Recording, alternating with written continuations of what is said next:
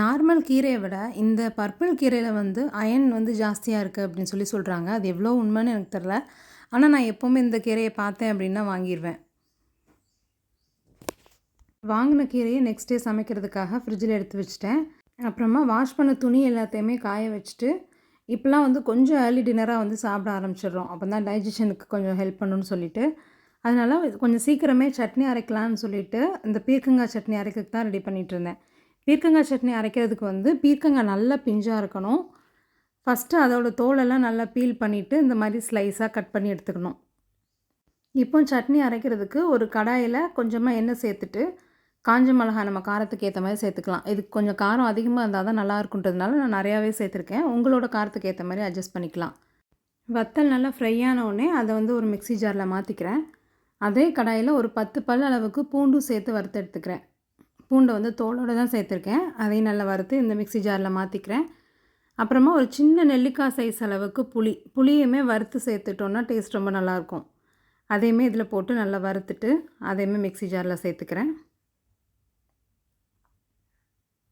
அதே கடாயில் இன்னும் கொஞ்சமாக எண்ணெய் சேர்த்துட்டு பெரிய வெங்காயம் ஒரு வெங்காயத்தை வந்து இந்த மாதிரி கட் பண்ணி சேர்த்துட்டேன். அது கூடவே கட் பண்ணி வச்சுருந்த பீர்க்கங்காயமே சேர்த்துக்கலாம். சேர்த்துட்டு கல்லுப்பும் சேர்த்துட்டு நல்லா மிக்ஸ் பண்ணி விட்டுட்டு லிட்டை போட்டு ஒரு 5 to 10 மினிட்ஸ் நல்லா குக் பண்ணி எடுத்துக்கலாம் ஹை ஃப்ளேமில். அது குக் ஆகிட்டுருக்க டைமில் இந்த மிக்ஸி ஜாரில் எடுத்து வச்சுருந்தோம்ல வத்தல், பூண்டு, புளி இது கூட கொஞ்சமாக கல்லுப்பு சேர்த்துட்டு கோர்ஸாக வந்து அரைச்சி எடுத்துக்கலாம். இது ஃபஸ்ட்டே அரைக்கிறதுனால அந்த காஞ்ச மிளகாய் எல்லாமே நல்லா அரைப்பட்டுரும். இப்போ வந்து பீர்க்கங்காயும் நல்லா குக் ஆகிடுச்சு. பீர்க்கங்காய் வந்து நல்லா சாஃப்ட் ஆகிற அளவுக்கு குக் பண்ணோம்.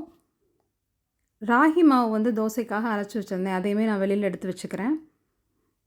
இந்த மாவுக்கான மெஷர்மெண்ட்டு நான் டிஸ்கிரிப்ஷனில் கொடுக்குறேன். தேவைப்பட்டால் செக் பண்ணி பாருங்கள். நல்லா புளிச்சு பொங்கி வந்துருந்துச்சு. தோசையுமே ரொம்ப சாஃப்டாக சூப்பராக வந்துருந்துச்சு. இப்போலாம் வாரத்தில் ஒரு மில்லட்டில் வந்து மாவு அரைச்சி வச்சுக்கிறேன். இந்த வாட்டி வந்து ராகி மாவு வந்து அரைச்சி வச்சுருந்தேன். இப்போ பீர்க்கங்காய் நல்லா சாஃப்டாக குக் ஆகிடுச்சு. அதை வந்து இந்த மிக்ஸி ஜாரில் அந்த அரைச்சி வச்சுருக்கோம்ல ஆல்ரெடி அது கூட இதையும் சேர்த்துட்டு நல்லா ஸ்மூத்தாக அரைச்சி எடுத்துட்டோன்னா சட்னி ரெடி ஆயிரும். இப்போ நான் தோசைக்கல்லையுமே சூடாகட்டும்னு சொல்லிட்டு வச்சிடுறேன். இப்போ ஸ்மூத்தாக அரைச்சி எடுத்தாச்சு சட்னியை. இப்போ இதுக்கு வந்து ஒரு சிம்பிளான தாளிப்பு கொடுத்தாலே போதும். ஒரு கடாயை வச்சுட்டு கொஞ்சமாக எண்ணெய் சேர்த்துட்டு இதில் வந்து ஒரு 3 ஸ்பூன் அளவுக்கு எண்ணெய் சேர்த்துக்கிறேன். இது வந்து ஒரு 2-3 டேஸ் வச்சு சாப்பிட்றதுனால கொஞ்சம் எக்ஸ்ட்ராவாக எண்ணெய் சேர்த்துக்கலாம்.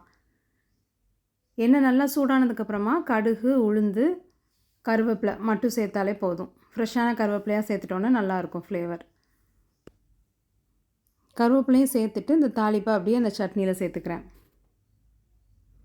சேர்த்து நல்லா மிக்ஸ் பண்ணிட்டோன்னா சட்னி ரெடி ஆயிரும். பசங்களுக்கு வந்து இது வெஜிடபிள் அரைச்சிருக்கோன்னே தெரியாது. சூப்பராக சாப்பிடுவாங்க. தக்காளி சட்னின்னு நினச்சிட்டு சாப்பிடுவாங்க. ரொம்பவே டேஸ்டியாக இருக்கும். இப்போலாம் மில்லட் சேர்த்துக்கணுங்கிற அவேர்னஸ் வந்து எல்லாருக்குமே வந்துடுச்சு.